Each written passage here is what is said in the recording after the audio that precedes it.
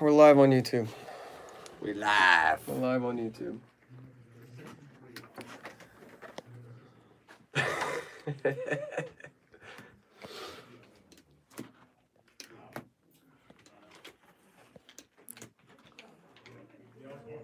Hey Justin, as soon as we get, I'm not doing the whole intro. I'm not doing the whole what's up. I'm not. So as soon as we hit turn out for what, just fade out of it. I'll bring. Is that what you want the Crown Royal? I'm keep saying Crown Royal. I've come a long way, man. Can we just check out the swag? Oh, Yeah, the swag's off the Yeah. charts. Go. Got the jean jacket. My man's Yeah. warm. Yeah. Yeah. Got some clothing. did we do a sound check on the board? Did a sound check on the board. I'll do another. All right, that's it. We're good. Nothing out to shoot. Nothing out the shoot now.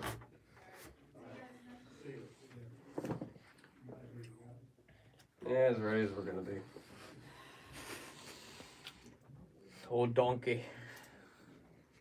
I think your mic's so wide.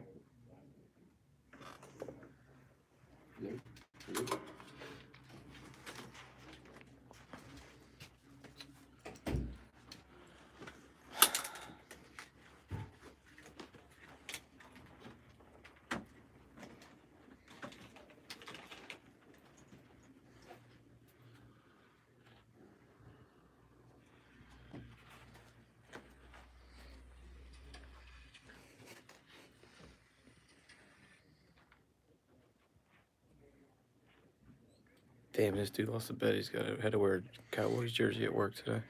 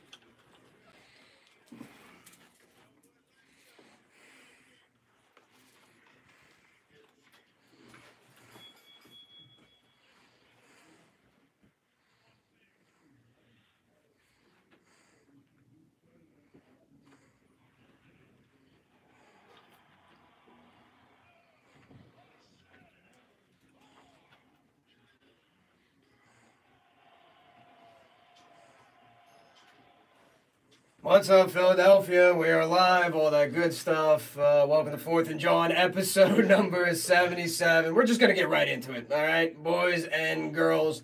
This has been an incredibly tough season to digest as an Eagles fan. I mean, I don't want to speak on behalf of anybody here in the room. I don't want to speak on behalf of any Eagles fans listening at home. But I think we can all agree that this season, coming off of a Super Bowl, hasn't gone exactly the way we had all hoped. This is a tough season to digest. And by that, I mean tough like day old Taco Bell after a night of binge drinking type of stuff to digest. It has just been a disaster. It has been a tough pill to swallow, that last game against the Dallas Cowboys. And I've spent the last 48 hours completely recalibrating my expectations for the remainder of this season. How could you not?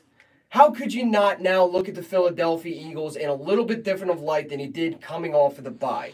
I mean, after that game, they went into Sunday Night Football at home, coming off of a bye, with 2 weeks to prepare against an NFC East opponent, knowing full well you need to win the division to get into the playoffs, knowing full well that you can effectively end the Cowboy season and knock off a potential NFC East contender. Coming into the game with the league's second best run defense, and you let Zeke Elliott, that bearded belly shirt Ewok, break off 151 yards against you. Is this what we're doing now? Is this it? Damn it. You let Dak Prescott put up his best completion percentage of the year, his second highest passing total of the year, and no turnovers to speak of. That is a tough pill to swallow, and that pill's name is reality. I'm not one of those negative fans that are going to tell you that the season's over and doom and gloom. But even me, the most positive Eagles fan, now has to take a look at what happened against the Dallas Cowboys and completely refigure my expectations on what's to come for the remainder of the season. But wait, it gets worse. Because now we got to go down to New Orleans against the team that's putting up the league's highest points per game total, against the quarterback that's the all-time record holder in passing yards and passing touchdowns, a team who is giving up the fewest amount of sacks in the NFL, and we're likely to be without our top three corners who might as well be named Hurt, Hurter, and Hurtiest. I mean, it has been an absolute disaster. We are staring 4-6 directly down the barrel. I'm not a thoughts and prayers kind of guy. It's a nice gesture, but when somebody's going through a tough time, thoughts and prayers don't do oogat. But guys, if you want to send thoughts and prayers to the Philadelphia Eagles for what they got to go down to New Orleans and try to accomplish that, I don't know, screw it, maybe that might help. This season for the Eagles has been the Markelle Fultz free throw shot season, if I can ever remember one, because it's just tough to watch. It's awkward to see. Why is it? It's not supposed to look like that. We're not supposed to be this team coming off of a Super Bowl, but yet here we are. Gail Saunders, Mr. Eagle Sessions on Twitter. I know you got a lot to say about that loss. Coming off that loss at Lincoln Financial Field against the Dallas Cowboys. How you doing tonight? Not doing good. I think this Philadelphia this last loss made me sick, bro. Like literally sick. I've been sick for the last couple days. Could it be the stress? Maybe us Eagle fans were sold this new norm, and this new norm, I do not like it at all. When you think about this team. Sometimes they say you are what you repeatedly do. Right now, this is a struggling football team, underperforming. The head coach is underperforming. A team that used to be strong at home has lost 3 straight games at home. A team that is struggling to score points. And you look at the person that's in charge of that, it's Doug Peterson. Doug Peterson, get your act together, bro. Because right now, you want to start on the good foot every game. Right now, this team is last in average points scored in the first quarter. 32nd in the league, 2.3 points per game. Last year, 6.6 points per game.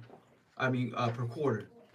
So right there, you're putting this team in a bad situation defensively.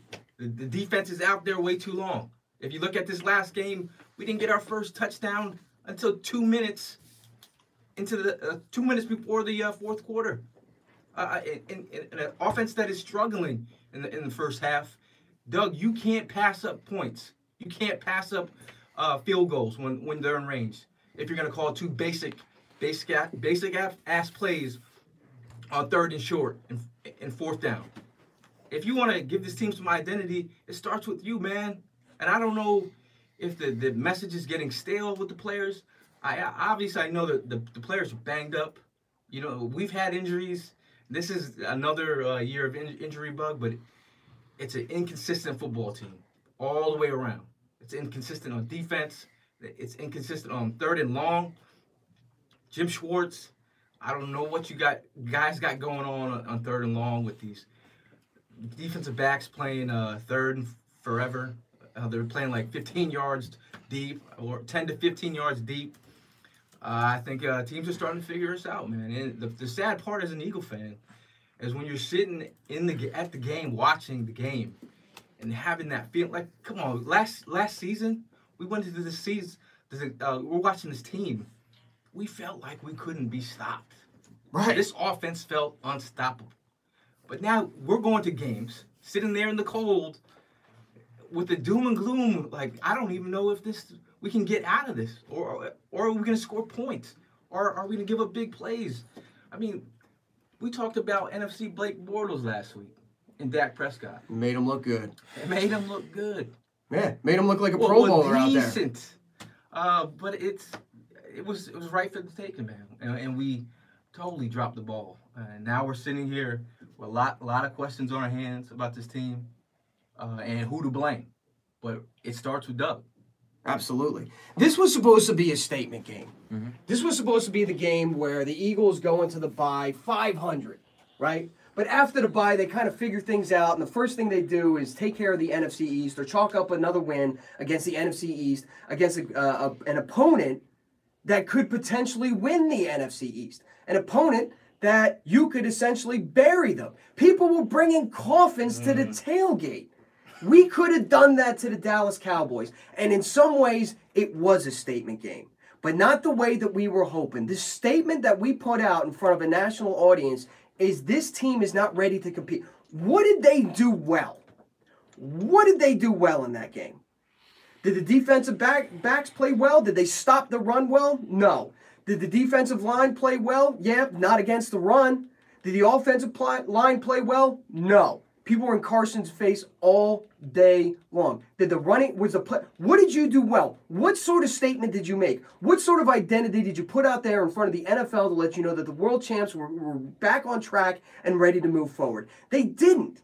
And they continue to not do that. I don't want to be doom and gloom and everything, but I'm recalibrating my expectations. Because at what point during that game, when they tied the game, did anybody in this room feel confident that they were going to win it? When they tied it the first time, was anybody in this room confident that they were going to pull this one out? When they tied it the second time, was anybody in this room confident that they were going to pull it out? And even if they did, even if the Eagles did pull it out and did beat the Dallas Cowboys, were we walking out of that stadium feeling good about ourselves? Yeah, a dub is a dub. It doesn't have to be pretty, but a dub is a dub, and all we got to do is keep churning forward. But did we look good doing it?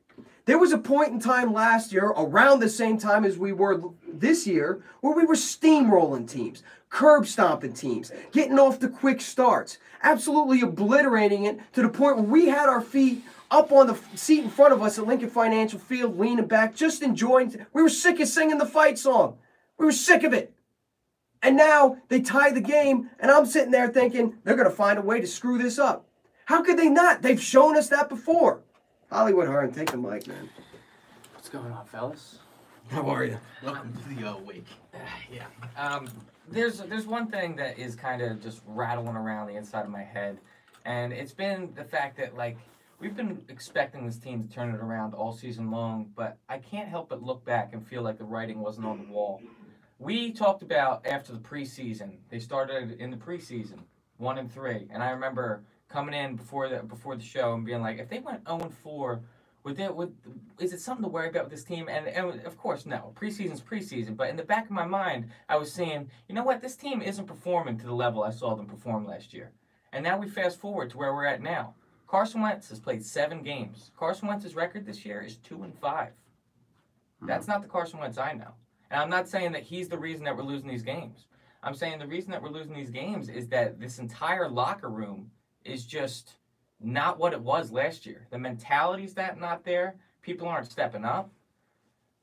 The coaching isn't there. The play calling. We used to big balls Doug. That was us last year. Sure. Going for it on 4th down all the time. He always had the right play call to call at the right time. Where's that this year? I have no idea. Where is this bend but don't break defense? Dak Prescott picked us apart. That defense was moving. They were moving through us like a pincushion. The Dallas Cowboys.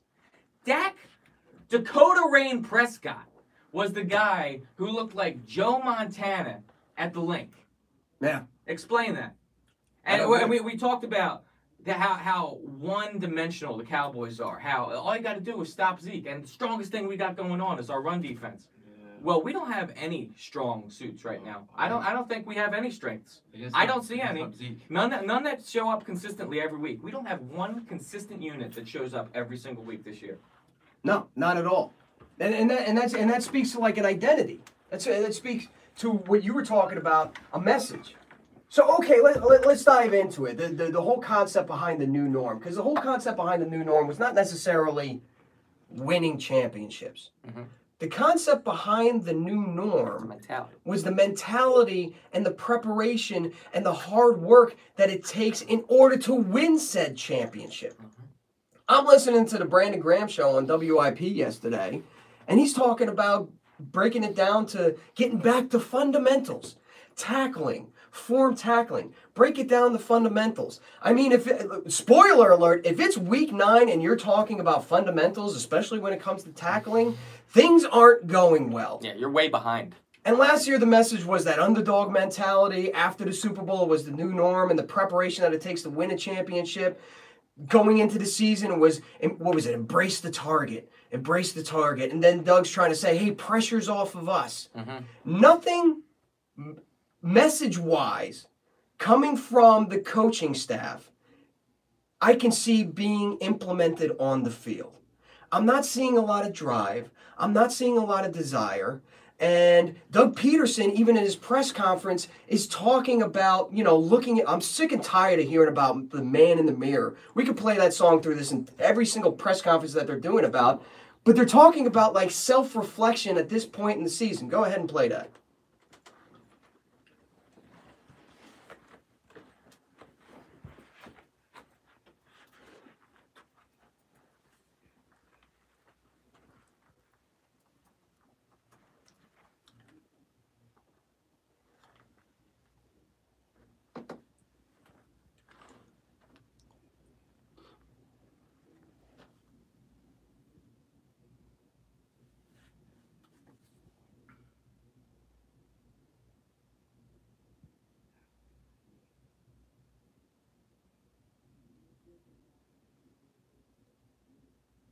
And that was about the RPOs, but he had this more to say along the lines of looking in the mirror.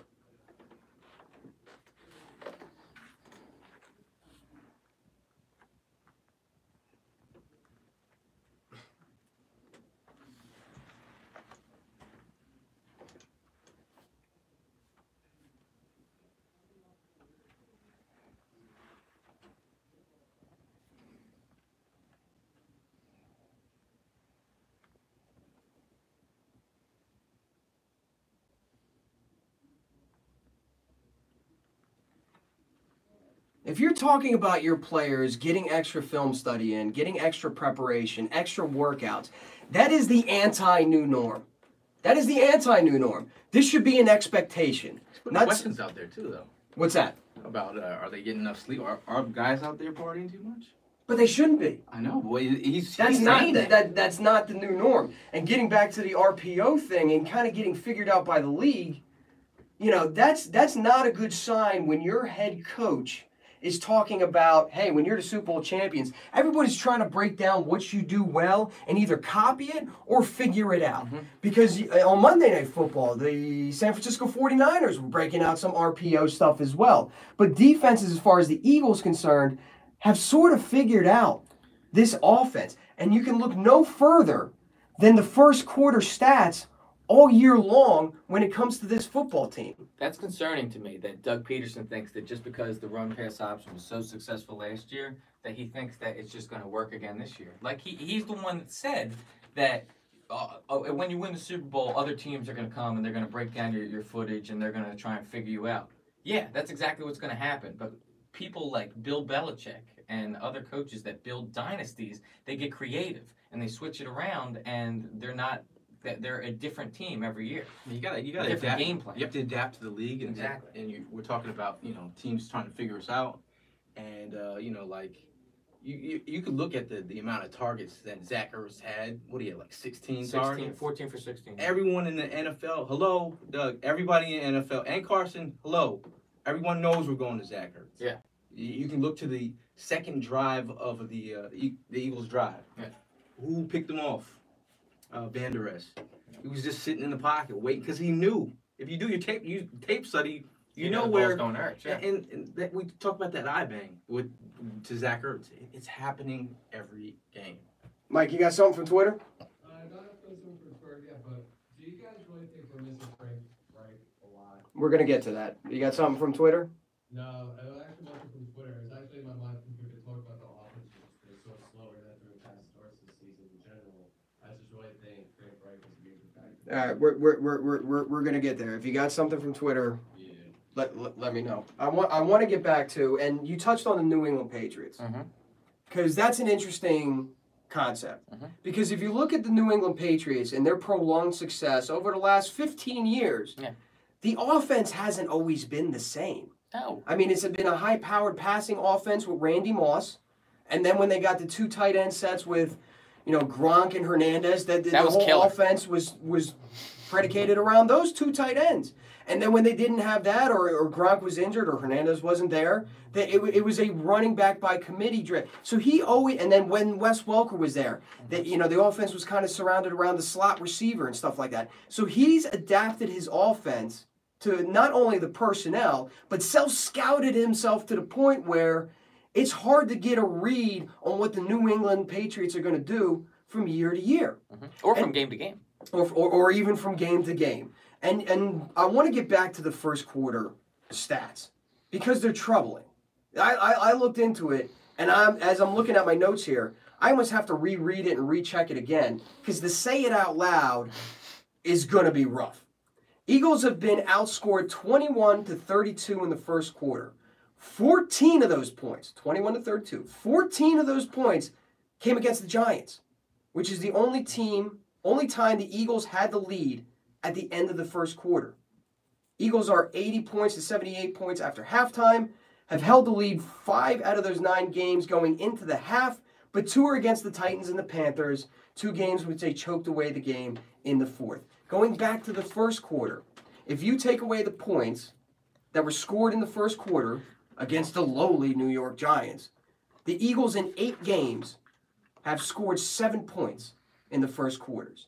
The first 15 plays that you run, you have all week, and last week you had 2 weeks to script them. That's supposed to be your best stuff. That's supposed to be the stuff, those plays that gets the offense into the end zone and sets the tempo for the entire game.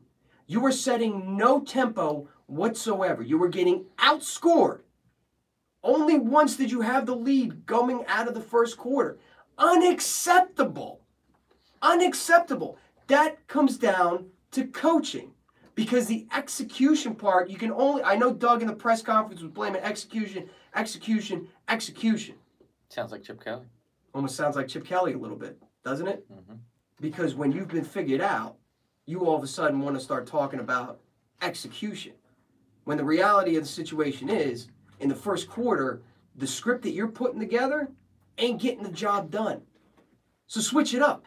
If you're talking in the press conference, well, yeah, it kind of looks like they figured out the RPOs.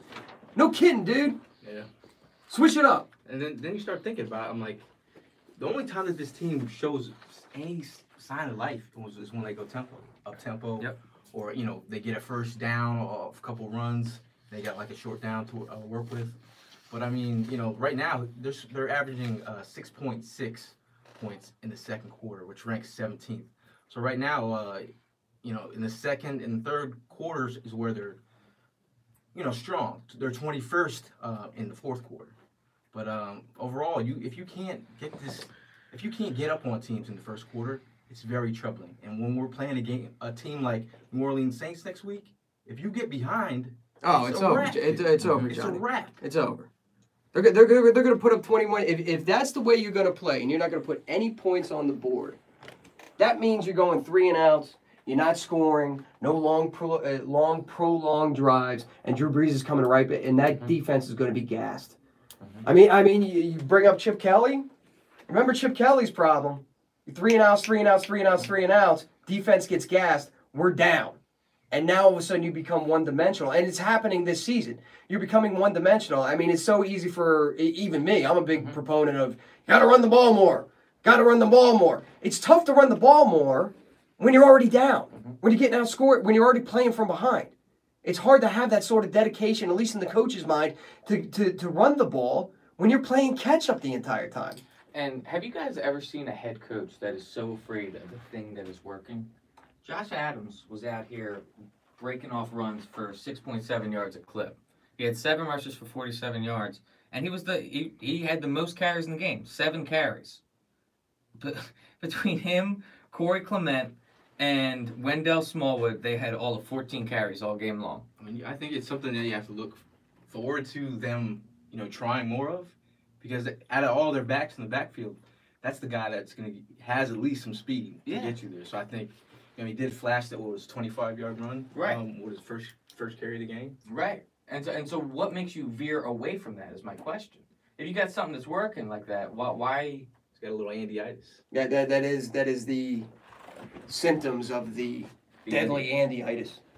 And the Andyitis, I mean, we lived 14 years of that. Yeah. Where the run's working, and all of a sudden, for no reason, if it's working, do it until they stop you. Yeah. Make them stop you. Mm-hmm. But what he'll do is he'll have Josh Adams break off some chunk plays, and then you won't see Josh Adams again. Yeah. What's that all about?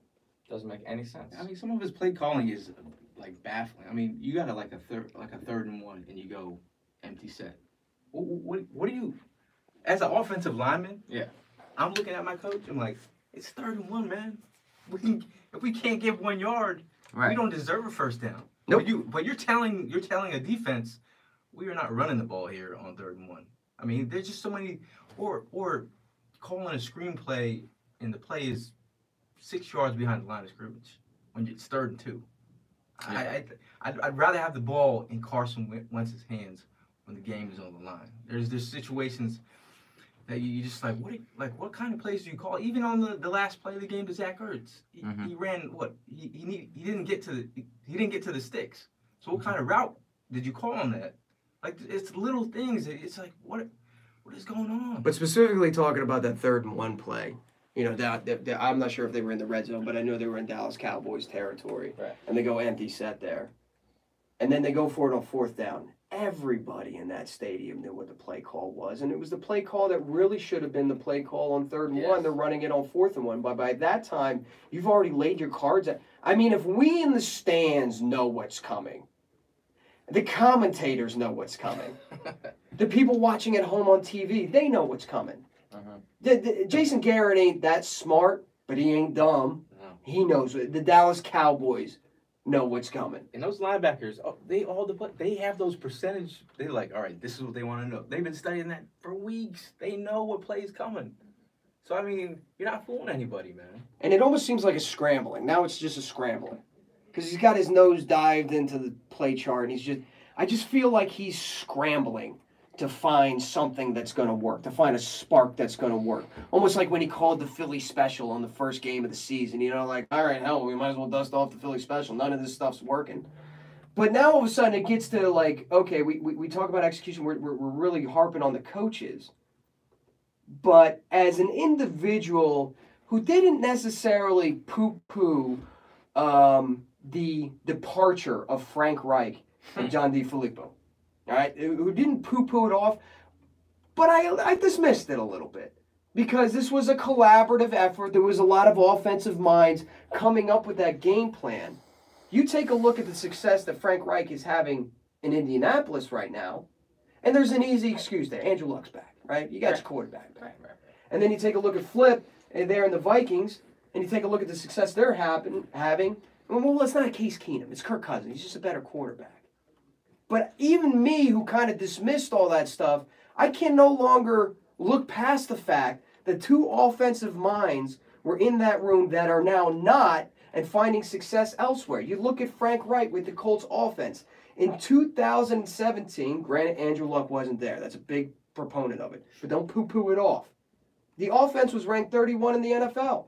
Right now, the Colts offense is ranked 9th in yards.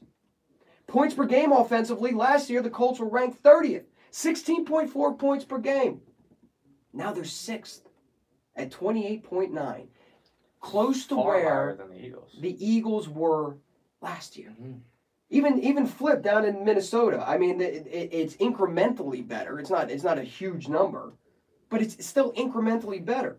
You take a look at Doug Peterson's Philadelphia Eagles of 2018, 2017. They were 7th in offense, 366 yards per game. Now they're 12th. More importantly, you take a look at. I'm sorry, they were 7th and now they're 13th. More importantly, you take a look at points per game offensively. Last year, 28.6. Really close to what the Colts are putting up now. They were 3rd in the NFL. They're 22nd or 21st in the NFL now with 22 points.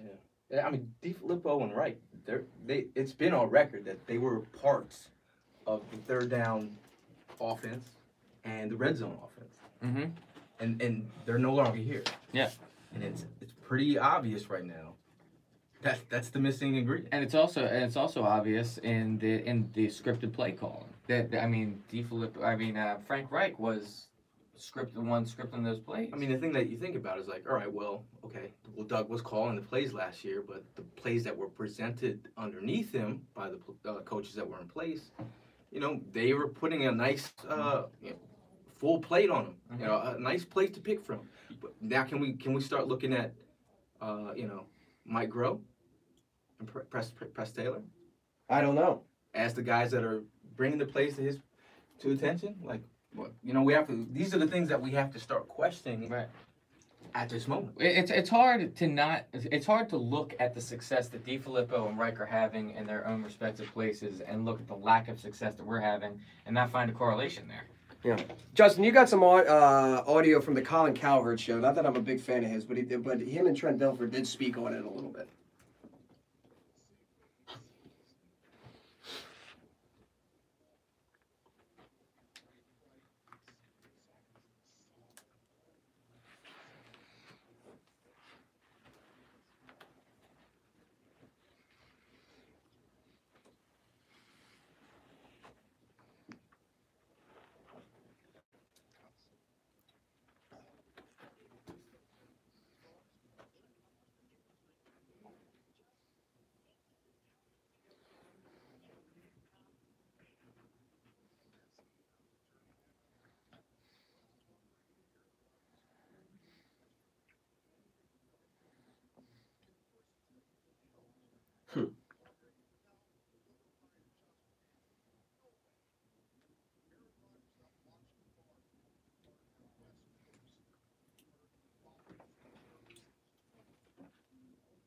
And you almost wonder now if those two departures aren't playing like we're seeing it manifest itself in the game plan, which is manifesting itself in the overall scoring in the first quarter, which is manifesting it's a complete trickle down effect.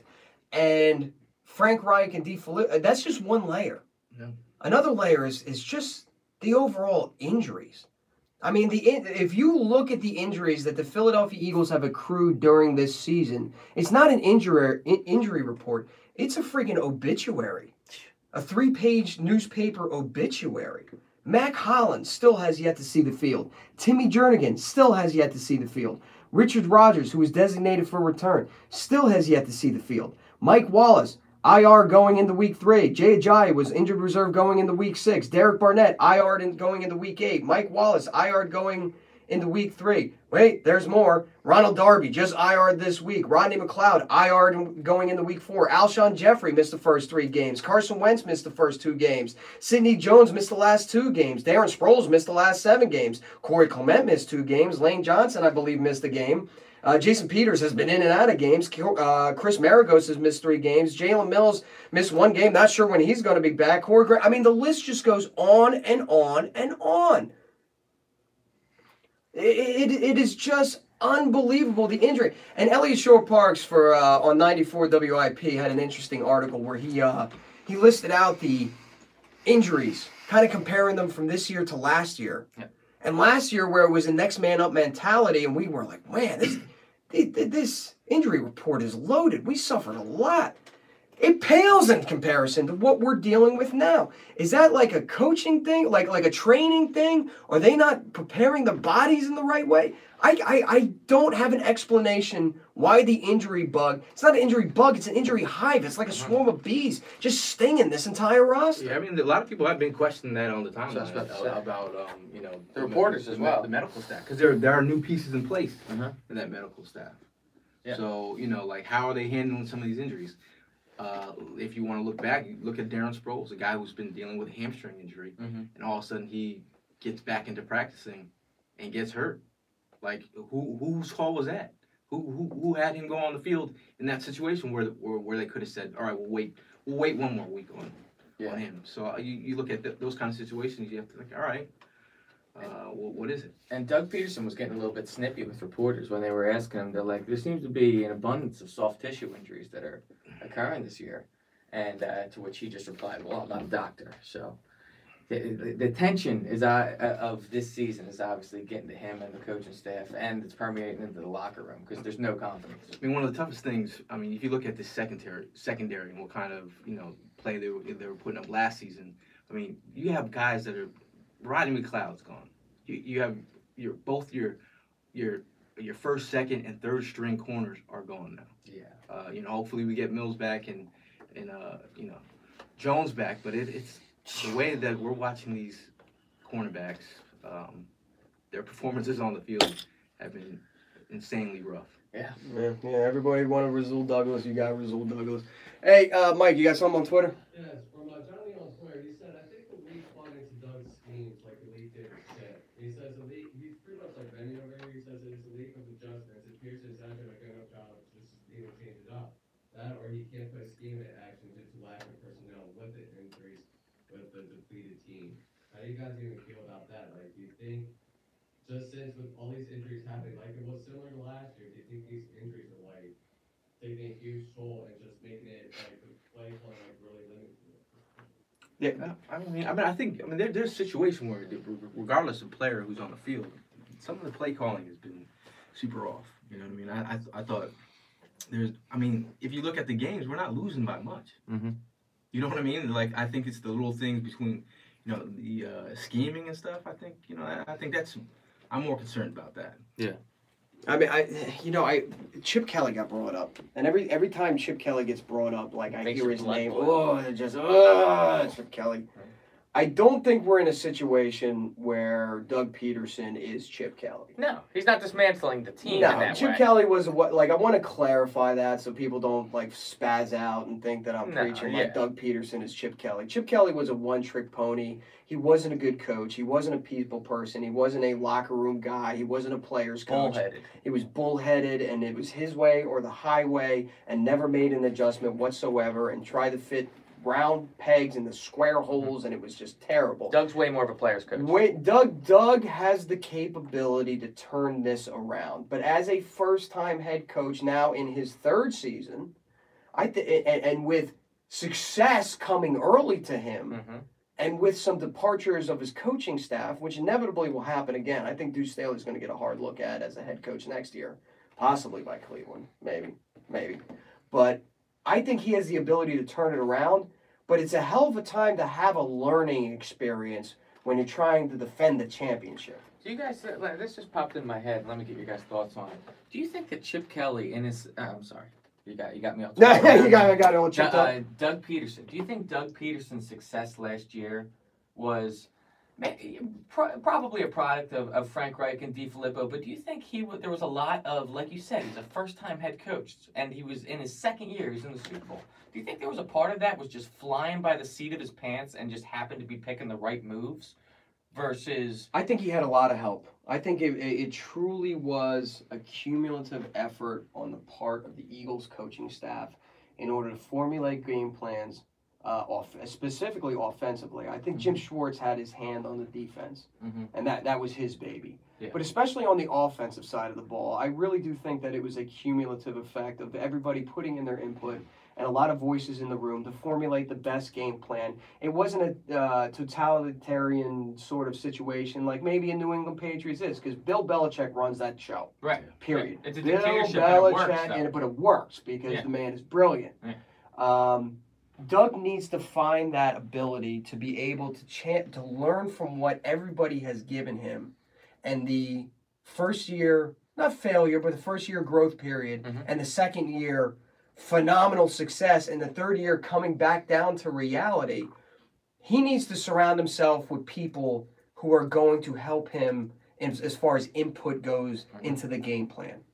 If there was one positive thing, one positive stat that I saw out of all this was about the New England Patriots and the beginning of their first dynasty run in the early 2000s. The year after they won their first Super Bowl, you know what they did? Well, 9-7, right? Yeah. Missed the playoffs. Missed the playoffs. Didn't even make the playoffs. Then they ended up winning the Super Bowl the following 2 years. Yeah, I mean, the 49ers, when they won the Super Bowl with Montana, So next year they missed the playoffs. There is some truth to the Super Bowl hangover, but I feel like this year it's more than just a hangover. It's just a lack of knowing what to do as far as the coaching staff. And I know Coach Peterson talked about, there's an article that was written by Peter King right around the Super Bowl time. He was talking about what he was talking about, how he had the dynamic with the coaches, and it was almost kind of like a ritual that they had, like him and Reich, and it was like almost like they had a good time being around each other. It wasn't like, oh, I got to do this meeting at 5 o'clock in the morning. No, they're up. They're like, yeah, man. They had their inside jokes. They had a good time, and everyone put their own little seasoning of the play call, and he welcomed it. You know, and I feel like when you're replacing two guys. That were a major piece. Yeah. A major piece of, when we talked about it last week about, how they blocked DiFilippo from going to the Jets. And obviously they know what kind of piece of the puzzle that he brought to the table and how valuable he was. So, Doug's, he's going to have to put his big boy pants on. I'm going to make a comparison and just follow me along on this one. Take me on your journey. I will take you on my journey. Doug Peterson is the Alex Smith of head coaches. Go on. He's a game manager. He doesn't do one thing incredibly well. He does a lot of things that are good. But he needs to be surrounded by the right pieces in order for the offense to have success. He needs to put his guys in the right position in order to make the offense effective. Solely, Alex Smith is not going to put the game on his back and win you a game just because he's the quarterback. He's not Aaron Rodgers. He's not Tom Brady, he's not Peyton Manning, and he sure as hell isn't Drew Brees, where you are going to win games because that is your quarterback. Doug Peterson is a good game manager, is a great mind, but he needs other pieces around him to make that work. And I feel like right now the pieces around him aren't necessarily there to tell Alex Smith, i.e. Doug Peterson, how to make this offense go. Does that make any sense whatsoever?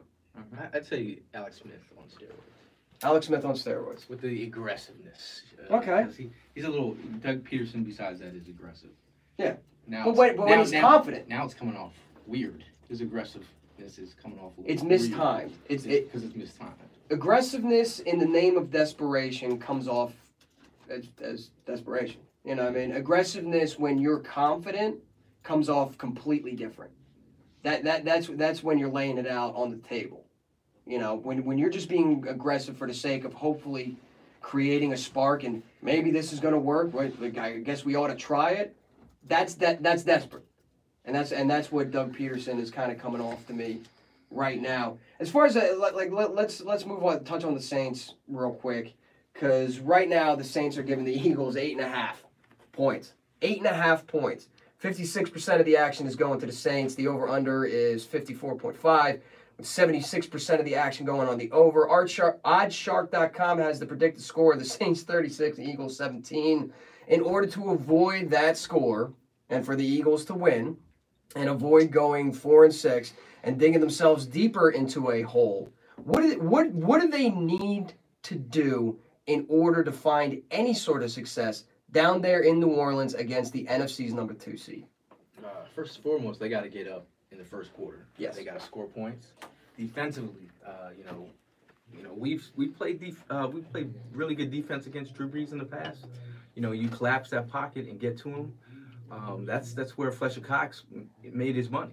Like pressuring the A gap, getting that pressure on him, getting Drew Brees off his mark, making him move, that's where you win. But you have Michael Thomas. Who's going to cover Michael Thomas? Who's going to cover Alvin Kamara? This defense, our linebackers have had issues covering running backs in the flats, and Alvin Kamara is a all-star in the flats and in space. But you're going to have to play sound defense, control the clock, get a somewhat of a running game, because the Saints defense, is not. I'm going to say Dallas defense is better than the Saints defense. Well, the thing you got to be careful as far as the Saints defense goes is whenever you're talking about a high-scoring, high-powered, put points on the board in bulk offense, your defense will always struggle. And by struggle, I don't mean that they're a bad defense. You just got to understand, like, the opposing offense is now playing catch-up to you, so they will always be slinging the rock on you. There's a reason why the Saints' rush defense right now is #1 in the league. I don't think they're the #1 rush defense. It's just that the opponent will abandon the run because they are playing catch-up. And I don't think that the Saints' pass defense is as bad as 31st in the league. You just got to understand. And it happened a lot with the Eagles. I mean, you take a look at the Eagles' offense and the points per game they were putting up last year. Take a look at the pass defense. It wasn't that the pass defense was bad. It was just that everybody was trying to play catch-up, so they're constantly slinging the rock on you. And they have and they had a very good rushing defense because the opponent would abandon the run. So it's always careful when we talk about team's defense who has a high-powered offense, because the stats will sometimes lie to you a little bit. Yeah, I mean, I don't think they're. I think the Cowboys pass rush, DeMarcus Lawrence was a nightmare. Yeah. You don't have one of those. But they really got to get up. They got to put some points on the board. And then the weirdest thing is, like, you think about the situation that we're in. You look back to, it reminds me of like when we were playing the Patriots and we had no freaking chance by anyone. Nobody was giving us a shot to win. We were 53 angry men. They gave the T-shirts out. I want this team to be 53 prideful men. Have pride, show pride in what you're doing out there on the field. If you just do that, you play your game and do it and make us proud. I mean, in the beginning of the season, we were talking about nothing above the repeat.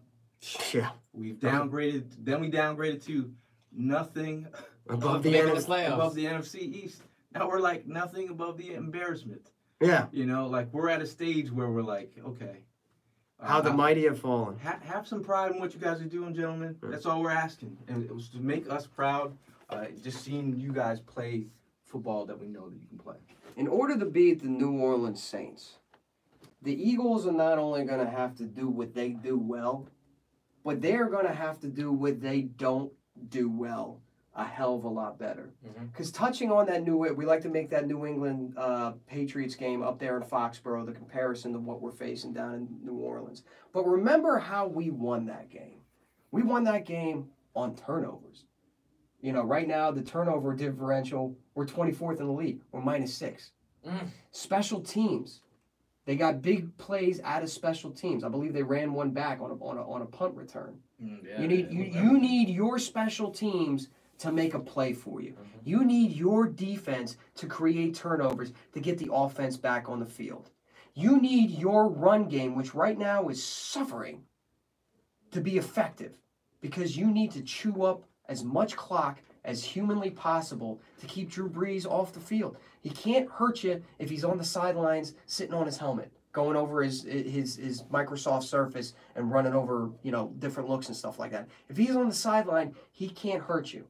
Everything that the Eagles have done poorly this year, they not even only need to do it well, they need to do it exceptional. Special teams, turnovers, pressure up the middle. Again, the Eagles don't necessarily struggle with mobile quarterbacks who can run the ball. They struggle with quarterbacks who can, move up in the pocket, past the wide 9 rush, and also move horizontally. That's what Drew Brees is. He has an exceptional talent in moving around in the pocket, extending a play, and keeping his eyes down the field to see the receivers. If you can collapse the pocket, like you said, Gail, get in his face, because he's a man of short stature, trust me, takes one to know one, and get in his face, disrupt the timing by jamming up the receivers, which you don't do well. Everything that the Eagles don't do well, you got to pick it up. You got to prove that, once again, you can do it well in this game. And if you do that, if you get plays on special teams and you create turnovers and you're getting touchdowns on defense, and like Jim Schwartz was talking about in his press conference today, putting the offense in position to win and or helping the offense by scoring a couple points themselves, they might win the game. And if they win the game, we're back to 500. We have the opportunity to maybe go on a run here. But again, I'm recalibrating my expectations on what's going to happen for the remainder of the season. Don't hold your breath, boys and girls. Let's take it to 4 downs with Hollywood Hearn. What's going on, gentlemen? Yeah. I'll try and get your mind off of what we've been talking about this whole show. It's been ugly. So, first things first. What does the rest of the NFC East have that we do not? I'll answer the question for you. The answer is a bell cow running back. The Cowboys have Zeke, Giants have Saquon, and now Washington just stepped in crap and ended up with a Hall of Fame running back and Adrian Peterson with plenty left in the tank this year. They all have a good, solid ground game, but the Eagles don't. How do you think that a bell cow running back makes a difference for a football team? Well, especially when it comes to the run-pass option. And we talked about it in an earlier episode, Eric Brooks pointed it out, if the defense is dictating your option in the run-pass option and daring you to throw it, that takes away from it. If the defense does not respect play action, that's with one hand tied behind your back as an offense. When you take a look at the Saquon Barkley, granted, the Giants are having success. They're having their own problems. Yeah. But that kid's going to be something special for years to come. For sure. When you take a look at Zeke Elliott, when you take a look at Adrian Peterson, who has had at this late of an age an amazing resurgence in his career, you always have to respect the run game when it comes to those teams. Right now is Josh Adams, Corey Clement, who I think is still hampered by injury, and Wendell Smallwood striking fear in opponents to the point where they have to respect it, and they can stop double-teaming Zach Ertz and stop daring Carson Wentz to eyeball his receivers and throw the ball. Yeah, I mean, right now we're running meh pass options. Meh. I mean, nobody is respecting our run game. Obviously, having a consistent threat out of the backfield does wonders. You say put Saquon Barkley in an Eagles offense. He's a threat in the passing game, a threat in the running game, and can break one at any time in the game for a touchdown. There's having that kind of element pushes, it brings down the safeties to respect the run. Yeah, opens up the back end. It opens up everything. Yeah. So it's imperative to have a guy that can make a play on his own without blocking, without set blocking. Excellent. A good question.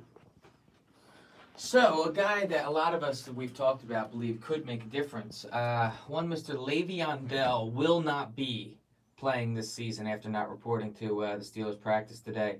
Where do you guys believe he ends up next year, and for what price do you think he ends up getting paid? Because you have to factor in the fact of the poor teammate discount he's going to have to put into his contract. I mean, not showing up, I feel like that damages your stock a little bit, correct? Well, for all the defenders of what he's done so far, and I certainly understand where he's coming from, but if you think that's going to drive the price up in free agency, the fact that you were willing to, because you felt you outplayed your contract, to sit out a full year and do that to the team and the organization that signed you to said contract and lose out on, what, $14 million? If you think that's making your price tag go up, it's not. Secondly, if you take a look at the success the Steelers have had, despite the fact that Le'Veon Bell has been sitting out, and this has been an entire distraction, and have been able to move the ball and win games with James Conner, the fact that they didn't necessarily need Le'Veon Bell, if you think that that's driving the price up for you in free agency, it's not. So I'm very curious to see what team's he's going to find a job, for sure, and he's going to be paid handsomely. I don't know if he's going to get Todd Gurley money. But he sounds like he's asking for like quarterback money, And bro, you ain't a quarterback. You left your team in the dust, and they found success without you. How do you expect that to play into the next contract that you're getting? I mean, I think from a player's perspective, I think, like him risking his body, his livelihood on, 14 mil, what they're going to pay him? Right. He's thinking, like, I'm looking for the 40 million payout. When people are like, oh, he lost all this money. Well, he's going to make it back. He had a player on the defensive side of the ball who's not ever going to play football again. And he knows that this is his last opportunity. Could be his last opportunity to make sure the Bell, families and families after him have money. So him holding out to get that contract, I get it. I think it was the way it was handled. It was kind of weird. But, if you're thinking about teams that would probably want to pay him next year, they'd have to have a hefty amount of cap space. Maybe the San Francisco 49ers. And you know me, I am the NFL Illuminati theorist. I am the doomsday prepper when it comes to the CBA. Add this log on the fire that's going to be the 2021 CBA, because this whole franchise, that what Le'Veon Bell just did is unprecedented. Yeah. Decided I'm more, and rightfully so. I get what you're saying, Gail, but my financial future is more important than playing on the field for your product and your team right now. So this entire franchise tag and the way it's gone about, and if you don't think this is going to be now another discussion at the bargaining table when it comes to the NFL and the Players Association, this is just a long meeting, man. It's going to be a long. Expect a lockout. I mean, at the end of the day, it's a business, and it's even trickling down to colleges now. Like the top prospects that are top 10 picks aren't playing in bowl games because their life is on the line here. And their football life is on the line here. So everybody is getting business savvy. Everybody is getting it. You know what? The NFL is so concerned about the almighty dollar, right? That now the players are concerned about the almighty dollar. And the almighty dollar is the root of all evil. Always. So when you see these two sides pair up, they're tough. By the way, totally off topic. Did you see the Fortnite skins? Oh, yeah. What are your thoughts? Okay, before I give you my thoughts, because I don't want to sound like the old man yelling at the cloud right now. What did you guys think about that? You guys talk about it first, because I got my To touch on exactly what you just talked about, money being the root of all evil, that's all it is a money grab. Fortnite wants to get their beak wet in the situation because they'll be able to sell those jerseys to individual players, and then in the game. And then NFL is looking for the contract from Epic Games, who owns Fortnite. So I think it's just one hand washing the other. I mean, from a money perspective, the NFL doesn't do anything unless they know they're going to get man money. Right. And this is a situation where they know all these kids love football and it's a big sport. They're gonna buy these outfits and it's just a new. It's crazy. I think it's good for the NFL. But I heard the Patriots character comes with a built-in camera. Nice, Justin. I mean, of course it's a movie grab. They got 100 million people that play that game every month, and I mean I bought the skins for it. So Which one are you rocking? I'm rocking the number 7 Eagles Michael Vick. Oh my god. Oh my god. Listen, it absolutely 100%. It's the Kaepernick. Really? Is that the hot thing? Does he walk with a limp? Ooh. Yeah, I see a lot. That's interesting. You see the pictures online, and it 100% is a money grab. If there's money to be made, the NFL will go after it. I just find that a little hypocritical. I find that a little hypocritical that the NFL will stand on their high horse and talk about how players protesting the national anthem, no matter what side of it you're on. This isn't whether it's right or wrong. Right. But nevertheless, they will stand on their high horse and talk about and try to put rules into place because it is affecting the bottom line. Yeah. Yet, and gamers, don't think I'm coming after you. I don't think first-person shooter games plays any sort of role in any sort of mass shooting. like first person shooter games don't contribute to these shootings. The guns contribute to it, but that's a whole different topic for another situation. The image of, and albeit it's kind of like Super Mario Brothers meets like, you know, it's cartoony. It's animated. It's cartoony. But the image of an NFL player holding a gun, that I'm sorry, that's not a good look. Yeah. Especially with everything that's happening in Pittsburgh and California and Florida and Las Vegas, really everywhere.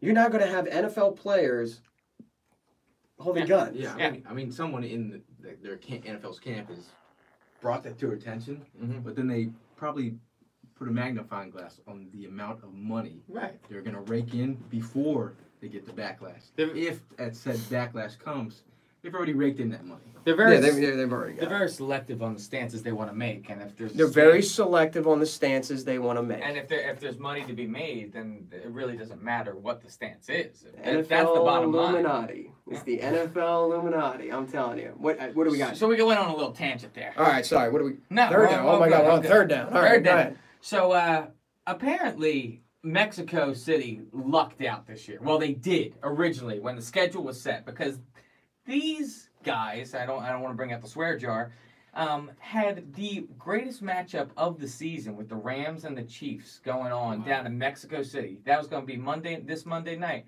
However, due to a Shakira concert and heavy rain, the field is just looking atrocious right now. So they had to move the game to the LA Coliseum. First of all, what's your thoughts on games played out of country, and do you think that it was necessary to move the game? Yeah, 100%. It's necessary. If the playing, and trust me, as somebody who went to a preseason game at Veterans Stadium for the Baltimore Ravens and the Philadelphia Eagles, and they decided that the turf was not suited well enough and was a danger to player safety, where they might get their foot stuck in a seam and decide to just call off the entire game. Yeah, it's all about player safety. It's a delicate balance. I'm for the international games, and I'm also against the international games. I'm for the international games because I like to see the NFL fans overseas in the UK and occasionally in Mexico be able to see. Yeah, but occasionally be able to see the live thing. And I get it from a marketing, again, the almighty dollar comes into play, the marketing standpoint of what the NFL is trying to do and expand their global view of their particular sport, which, by the way, they have a monopoly on, NFL Illuminati.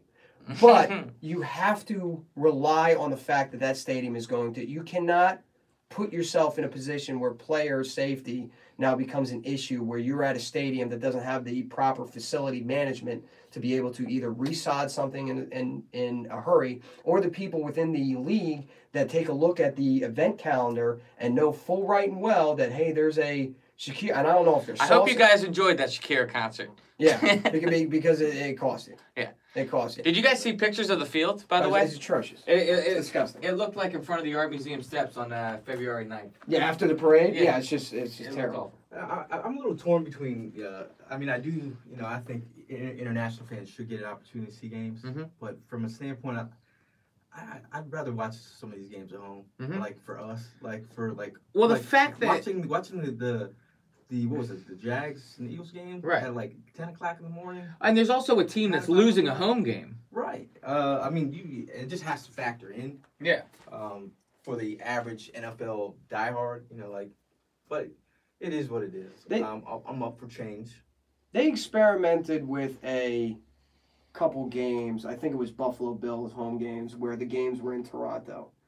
And I don't know if they just didn't get enough of a draw from it. But why are we trying to go across the pond or down south? Why aren't we trying to tap into that Canadian market? Why isn't there games in Canada? They're all domes. They're all covered buildings. They're all kept in meticulous fashion. Do you think it has something to do with the fact that the CFL is kind of already like an established thing? I know for a fact up in Canada, like the CFL, like they don't even care. Yeah. You saying Canadians don't care about the CFL is what you're saying? They watch more NFL than they do CFL. Well, I know they used to do Japan. They had some football games over there, preseason games and stuff. I think move it somewhere else. They've done Mexico, they've done London. bring it other places. And for all the talks of like possibly moving a team over to London, like the logistical nightmare The of that, headache of that is that's terrible. ridiculous. Like, oh, okay, you're gonna have the London Jaguars, then travel over to LA. Oh yeah, that's halfway around the world at that point. Go ahead, Justin. Now, if they moved their team to London, what they would do is they would have them play those 8 games on the road in the United States, all as road games, and then play 8 straight games at home. But that's terrible. Yeah. Terrible. It's not like they'd be traveling back to London after every game. They play 8 games in the States, 8 games at home in London. The MLB, Toronto Blue Jays, once upon a time the Montreal Expos. The NBA, the Toronto Raptors. The NHL, I mean it's hockey, it's Canada. NFL is the only one of the major 4 sports that does not have a Canadian presence. Curious, isn't it? Yeah, Isn't it is a little curious? Yeah. Yeah. Our brothers to the north. Our brothers to the north. Kick I don't know why. CFL. No, they ain't that into it. They ain't that into it. Go ahead, 4th down.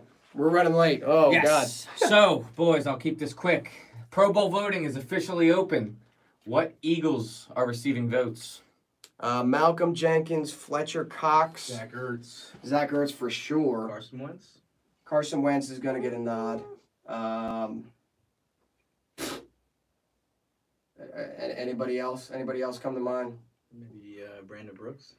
Brandon Brooks has been playing well. Yeah. Maybe the interior offensive lineman, Kelsey. But, the Pro Bowl is kind of a joke anyway. Mm-hmm. So, but if anything, those would be the players that I would kind of expect to see there. Sound good? Like it. All right, dude, let's wrap it up. Right now, the 4th and John shop on Wildfire is on sale, $14 T-shirts, 30% off of everything else. All that money goes to help production costs here and, buy some beer at the tailgates and pay for parking and, all that stuff. Hopefully we come out of New Orleans with a W. Again, I'm resetting my expectations. He said hopefully. Hopefully. On the season. Hopefully I come into this studio screaming next week the intro. Please, God. E-A-G-L-E-S, Eagles.